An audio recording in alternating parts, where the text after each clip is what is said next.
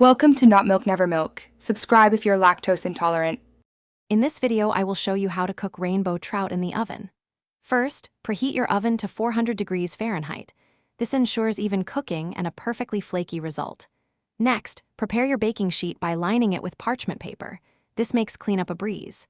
Then, gently pat your rainbow trout dry with paper towels to achieve that desirable crispy skin.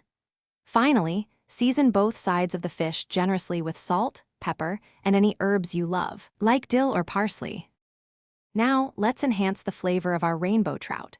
Begin by slicing a lemon into thin rounds and tucking them inside the fish's cavity. This infuses a bright, citrusy note as it bakes. You can also add fresh herbs like dill, parsley, or thyme to the cavity for an aromatic boost.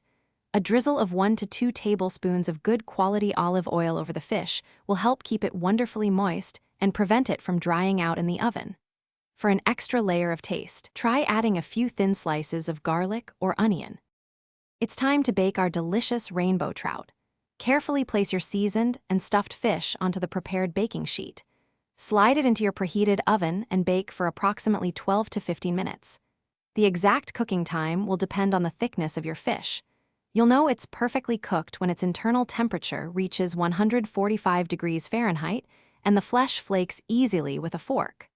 Remember, avoid overcooking to preserve that delicate, moist texture we're aiming for. Once your rainbow trout is beautifully baked, it's time to serve. Garnish it with fresh lemon wedges and a sprinkle of chopped fresh herbs like parsley or chives for a vibrant finish. This dish pairs wonderfully with a variety of sides, such as roasted asparagus, steamed green beans, or fluffy rice.